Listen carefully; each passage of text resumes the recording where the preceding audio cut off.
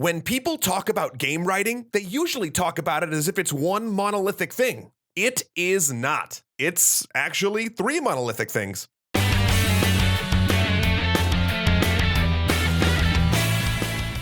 Real quick up top, say hi to our guest artist for this episode, Extra Sci-Fi Zone, David Hueso. Thanks, David. There are three distinct pillars that make up what we offhandedly call game writing: plot, character, and lore.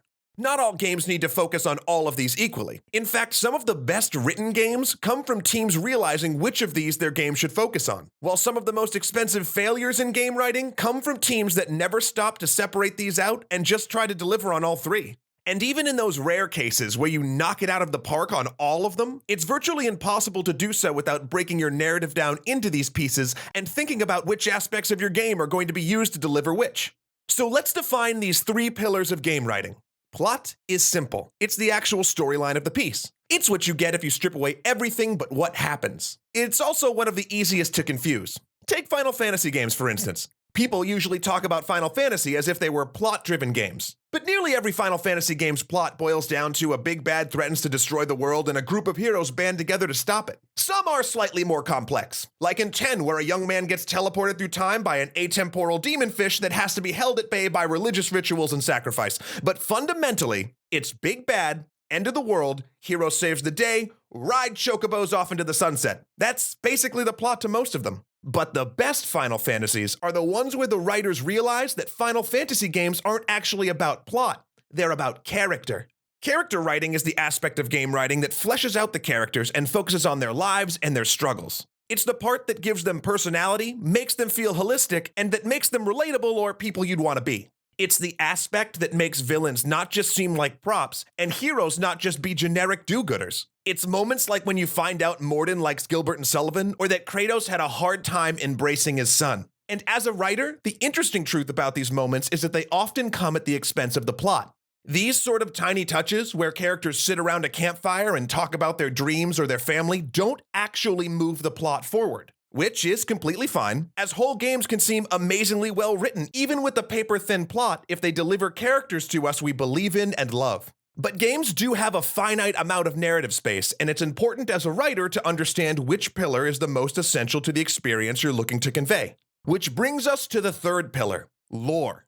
Lore is everything that makes the world feel vibrant and alive. It's the stuff that makes it feel like the world you're playing in existed long before your characters got there, and that it exists outside of whatever your characters are doing. It's the item descriptions in Dark Souls, the books in Skyrim, and the mouse over text in BattleTech. It's also a lot more than those, but we'll talk about that as we answer this question. What are the keys to delivering on each of the pillars well? Most importantly, we have to realize that what people call game writing isn't just about the written word. It's everything from level design to combat mechanics to how the characters look. What's usually termed game writing is actually equal parts writing and narrative design. So for each of these pillars, we'll consider both. Let's begin with plot. A game focused on plot has to do one of these things: be a story you haven't seen before, which actually is quite a lot of stories in the game world, such as Firewatch or Gone Home, have a twist a la BioShock, or have something to say, like this war of mine. If it doesn't meet any of these criteria, you're probably not making a plot-focused game.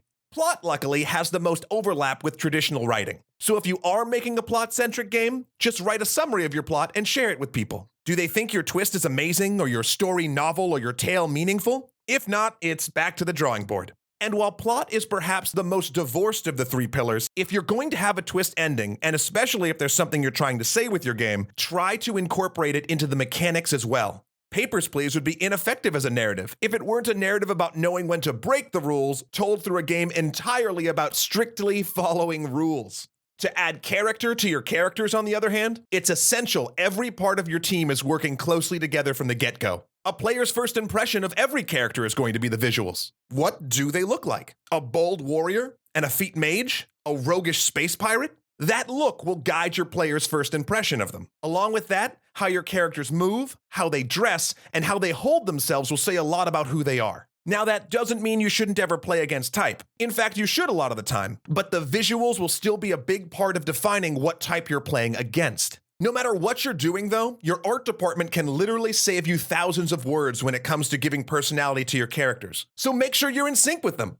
Next, there's mechanics. We've talked about this before, but your player is going to spend a vast majority of the game not in text boxes or cutscenes, rather, they're going to be out there doing things. What your character does says a lot about who they are. Imagine if Tracer had Reinhardt's mechanics. The character wouldn't be remotely the same.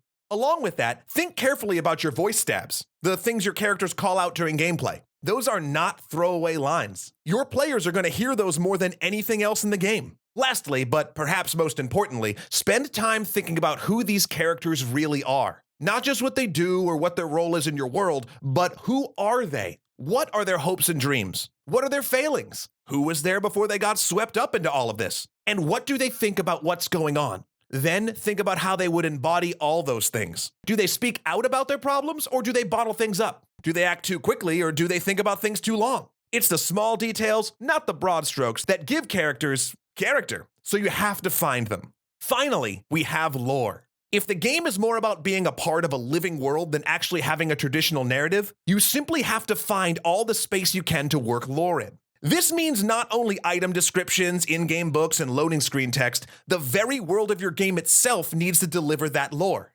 Have a ruined castle? It can't just be any ruined castle. It has to have a history and a reason for being in ruins, and your level design should reflect that. Have a suit of armor from an old knightly order? Well, it better have their insignia on it, and so better everything else that comes from that group. Everything has to be specific, and consistency is key. This is where a story Bible helps.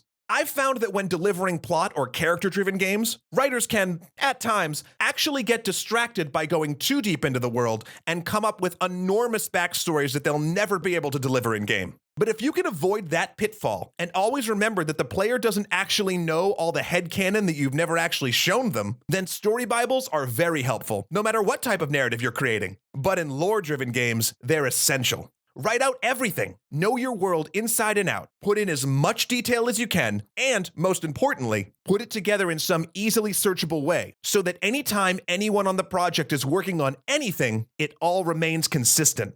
So those are the three pillars of game writing: plot, character, and lore. Almost every game will have some elements of all three, but I'd wager 80% of the games you've played that have great writing really only focused on one or two. See everybody next week.